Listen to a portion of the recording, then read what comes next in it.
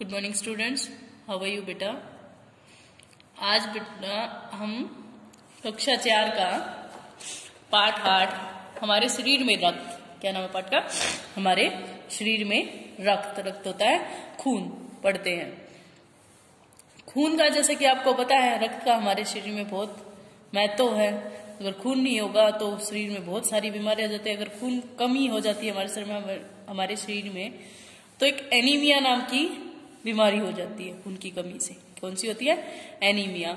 उससे क्या होता है, शरीर में थकावट रहने लग जाती है, कमजोरी महसूस होने लग जाती है खून की कमी के कारण। पता है हमारा शरीर खून की वजह से ही चल रहा है।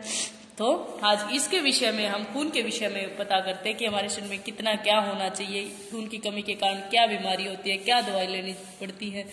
ये सब इस पाठ में बताया गया है कि खून का क्या महत्व है। अब हम इसको पढ़ते हैं। इसमें वार्तालाप की गई है बेटा दो के बीच में, बहन भाइयों के बीच में, कि क्या हुआ है। उस वार्तालाप के द्वारा दिखाया गया है कि खून की कमी कैसे होती है, उसका कैसे पता चलता है, किस यंत्र से डॉक्टर चेक करते हैं और उसको कैसे ठीक किया जा सकता है। मेरी छोटी बहन पूर्वा शुरू से ही कुछ कमजोर है। पूर्वा लड़की का नाम है तो शुरू से ही कमजोर है। पिछले कुछ दिनों से उसे थकान का अनुभव हो रहा है। पिछले कुछ दिनों से उसे कमजोरी महसूस हो रही है। अनुभव का अर्थ होता है महसूस होना। उसका किसी काम में मन भी नहीं लगता। उसका किसी कार्य में कोई भी कार्य करने का मन भी नहीं करता। उसकी भूख भी कम हो गई है। उसकी भूख भी कम हो गई है। मैं उसे निकट के एक डॉक्टर के पास दिखाने के लिए ले गया। डॉक्टर ने उसकी सामान्य रूप से जांच की तो कहा, लगता है पूर्वा के शरीर में रक्त की कमी हो गई है। डॉक्टर ने जब उसकी सिम्टम देखे, उसके जो भी लक्षण देखे, तो डॉक्टर ने कहा लगता है इसमें खून की कमी हो गई है। लैब में रक्त की जांच कराकर देख लेते हैं, तभी सही इलाज शुरू हो सकेगा। तब डॉक्टर ने उसको बोला कि जो लैब है, प्रयोगशाला है, उसमें इसकी जांच करा के देख लेते हैं कहीं इसके शरीर में खून की कमी ना हो। यह कहकर उन्होंने निकट की पैथ लैब में रक्त की जांच के लिए भेज दिया।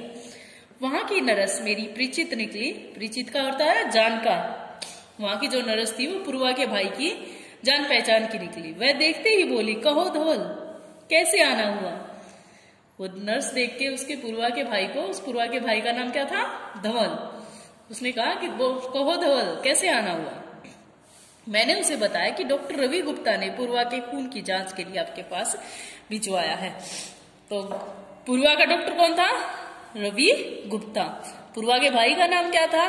धवल। और धवल किसका भाई था? पूर्वा का। ठीक है। इतना सुनते ही नर्स ने पूर्वा की उंगली से रक्त की कुछ बूंदें लेकर एक शीशी में डाल दी और कुछ एक स्लाइड पर लगा दी। स्लाइड होती है बेटा एक शीशे की, कांच की एक पट्टी सी होती है जिसके द्वारा खून के टेस्ट किए जाते हैं। फिर बोली, धवल तुम साय 7 बजे आकर रिपोर्ट ले जाना। धवल साय मीन्स शाम को 7 बजे आकर रिपोर्ट को ले जाना। सायकाल जब मैं पूर्वा के रक्त की जांच की रिपोर्ट लेने गया तब नर्स ने मुझे रिपोर्ट देते हुए कहा, धवल पूर्वा को एनीमिया है। एनीमिया क्या होता है? जो शरीर में खून की कमी क्या कहलाती है? एनीमिया। चिंता की कोई बात नहीं है, कुछ दिन दवा लेने के पर पूर्वा बिल्कुल ठीक हो जाएगी। मैंने जिज्ञासावश नर्स से कहा, सिस्टर एक सवाल पूछूं? मैंने जानने के लिए पूछा कि सिस्टर एक सवाल पूछूं? हाँ क्यों नहीं, नर्स ने कहा। एनीमिया से आपका क्या मतलब है सिस्टर? मैंने पूछा, यह जानने के लिए तुम्हें रक्त के बारे में जानना होगा। उसने जो धवल था उसने नर्स से पूछा कि एनीमिया क्या होता है। तो फिर नर्स ने कहा, इसको जानने के लिए आपको खून के विषय में जानना बहुत जरूरी है। फिर वह बोली, धवल देखने में रक्त लाल द्रव के समान दिखाई देता है। देखने में तो खून लाल एक पतला द्रव पदार्थ होता है। यदि इसे हम सूक्ष्मदर्शी यंत्र के द्वारा देखें तो ये भानुमति के पिटारे से कम नहीं है। यदि हम इसको, माइक्रोस्कोप होता है बेटा, सूक्ष्मदर्शी यंत्र माइक्रोस्कोप होता है ये, जिससे हम खून वगैरह को देखते हैं या छोटी छोटी चीजों को देख सकते हो उसके द्वारा। भानुमति के पिटारे से कम नहीं, भानुमति का पिटारे से जिसमें से बहुत सारी चीजें होती है उससे कम नहीं।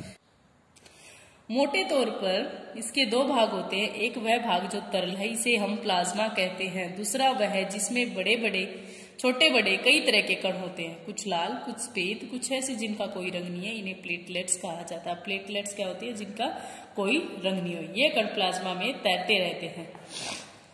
इतना कहकर नर्स ने सूक्ष्मदर्शी यंत्र के नीचे एक स्लाइड लगाई और उसे फोकस करते हुए बोली, देखो धवल, सूक्ष्मदर्शी यंत्र द्वारा तुम्हें जो कण दिखाई दे रहे हैं ये है लाल रक्त कण। नर्स ने स्लाइड की सहायता से और सूक्ष्मदर्शी की सहायता से मीन्स माइक्रोस्कोप की सहायता से क्या है, धवल को लाल रक्त कण दिखाए। उस स्लाइड को देखकर मैं आश्चर्य से उछल पड़ा। रक्त की एक बूंद में इतने सारे कण, इन्हें देखकर तो ऐसा लग रहा है कि मानो छोटी छोटी बालूशाही रख दी गई हो। नर्स ने बताया, एक बूंद में इतनी संख्या लाखों में होती, इनकी संख्या लाखों में होती है। यदि हम 1 मिलीमीटर रक्त लें, यदि हम 1 मिलीमीटर रक्त लें, इसमें हमें 40 से 55 लाख कण मिलेंगे। 1 मिलीमीटर रक्त में कितने कण मिलेंगे? 40 से 55 लाख कण मिलेंगे। इनके कारण ही हमें रक्त लाल रंग का नजर आता है। ये कण हमारे शरीर के लिए दिन रात काम करते रहते हैं। सांस लेने में तुम्हें साफ हवा से ऑक्सीजन मिलती है, उसे शरीर के हर हिस्से में पहुंचाने का काम इन कणों का ही है। किनका? लाल रक्त कण का काम क्या है? सांस लेने में, हवा साफ करने में और ऑक्सीजन के लिए इन कणों का महत्व है। इनका जीवन काल लगभग 4 महीने का होता है। कितना समय होता है इनका? लाल रक्त के कणों का 4 महीने का। पर ये एक साथ नहीं, धीरे धीरे नष्ट हो जाते हैं। साथ साथ शरीर में नए कण बनते रहते हैं। लाल रक्त कणों का समय होता है 4 महीने, लेकिन ये एक साथ सारे खत्म नहीं होते, धीरे धीरे खत्म होते हैं और इनकी जगह नए कण बनने लग जाते हैं। मैंने जिज्ञासा बस पूछा, मुझे जरा विस्तार पूर्वक इनके बारे में समझाइए। धवल जानने का इच्छुक तो वह पूछना चाहता कि सही तरह से पूरे विस्तार से मुझे ये बताओ कि ये कैसे होते हैं।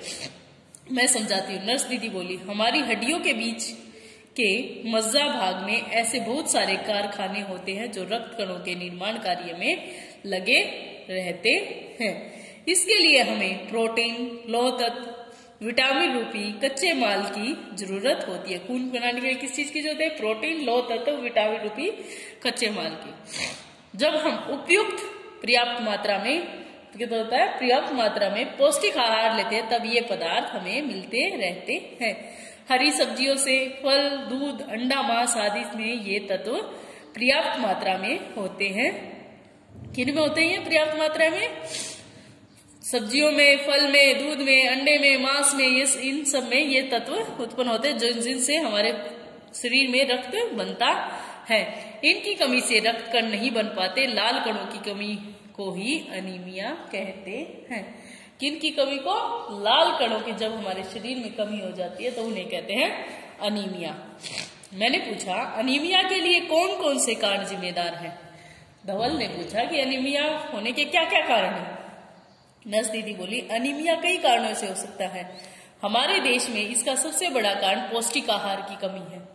पौष्टिक आहार है संतुलित आहार जिसमें सारे तत्व। इस रोग का एक अन्य बड़ा कारण पेट में कीड़ों का हो जाना है। जो अनीमिया रोग है इसका दूसरा कारण एक तो होगा पौष्टिक आहार की कमी और दूसरा पेट में कीड़े का होना। ये कीड़े दूषित जल तथा दूषित खाद्य पदार्थों से हमारे शरीर में प्रवेश करते हैं। अतः हमें भोजन करने से पूर्व साबुन से अपने हाथ धो लेने चाहिए। पीने के लिए भी स्वच्छ पानी प्रयोग में लाना चाहिए। प्रत्येक घर में शौचालय होना बहुत जरूरी है। इसमें बताया गया है बेटा कि हमें खाना खाने से पहले हमेशा हाथ धोकर खाना चाहिए, वरना हमारे शरीर में कुछ दूषित पदार्थ अंदर चले जाते हैं जो बहुत ही शरीर के लिए बहुत ही हानिकारक होते हैं। अब तो सरकार भी शौचालय बनाने में बहुत जोर दे रही है। मैंने कहा, दीदी मुझे यह भी बताइए कि रक्त में सफेद कणों और प्लेटलेट्स का शरीर में क्या काम है? फिर धवल ने नर्स से पूछा कि मुझे ये बताओ कि लाल रक्त कणों का तो पता चल गया, मुझे सफेद रक्त कणों और प्लेटलेट्स का भी पता करना। दीदी बोले सफेद कण वास्तव में हमारे शरीर के वीर सिपाही हैं। सफेद कण वास्तव में हमारे शरीर के सिपाही हैं। जब रोगाणु हमारे शरीर पर धावा बोलने की कोशिश करते हैं तो सफेद कण उनसे डटकर मुकाबला करते हैं।